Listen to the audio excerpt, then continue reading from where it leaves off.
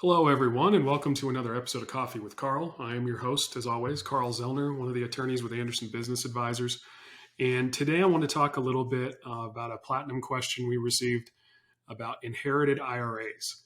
So the question is as follow. I need advice on how to manage and especially how to withdraw funds from an inherited IRA my 16-year-old daughter inherited last year.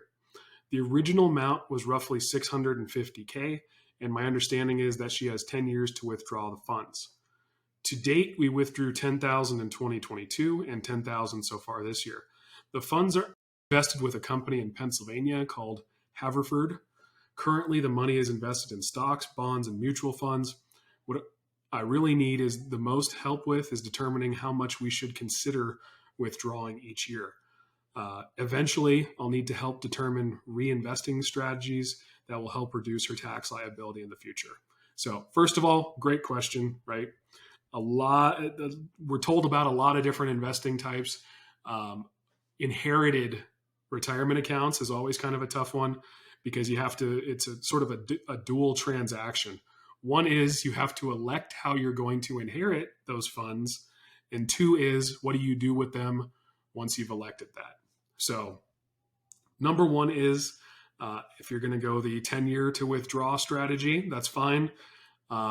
If you came to me and we were having a phone conversation, what I would say is what you need to find is a really good financial advisor who knows those rules really well and can take you through and show you and pencil out for you those different scenarios and numbers. Ultimately, with your daughter inheriting it, unless she's got a high W-2 job, you can probably you'll have some pretty good flexibility on how to take that money out and keep the taxes relatively low. They won't be nothing, but you can keep them probably pretty low, unless she's got, like I said, she's like a tech professional or something like that and already has a high W-2. Then the planning becomes even more important. But important to look at those options. Like I said, I would look at them in two steps. One is got to inherit it at some point. Number two is then what do you do once you've inherited it and recognize the taxable income if there is any? Then you start working on tax strategies for the future. Great job already, since it looks like you're trying to invest it and diversify the investments. Like I said, though, you might want to get a hold of a little bit more in-depth financial analyst or financial advisor who can actually pencil those different routes out for you so you can see, which way to go or which way is best. Because best to me may mean something completely different to you as far as what your daughter may be willing to pay in taxes versus, sort of on the returns, things like that. So that's the route I'd go. It's probably not the perfect answer given that I can't really ask you more questions in this format, but that's the route I would go is, get in there, maybe want to go to one of the larger accounting firms and get some additional tax advice. That way you'll at least know what you're choosing. Even if it's not let's say the cheapest tax route might be worth it.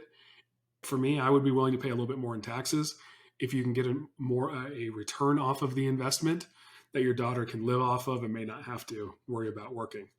So that's me. Do what you think is right. But yeah, I would say my first step would be, or your daughter's first step should be, talk to a financial advisor. I would have her involved in the process. And I would say if you're more comfortable with your investing acumen, I would be involved with the process too. But ultimately, it's her inheritance in a couple years. So the other thing too to mention, just as a random factoid, is sometimes you'll have control over it until she's 18. Some states allow for additional control up to the age of 25. So take a look at that too, or that financial advisor should be able to help you with that too. So until next time, as always, like, subscribe, tell a friend, and we'll keep continuing making all the free content. So we'll catch you next time. Thanks for joining me for this episode of Coffee with Carl, and we'll catch you next time.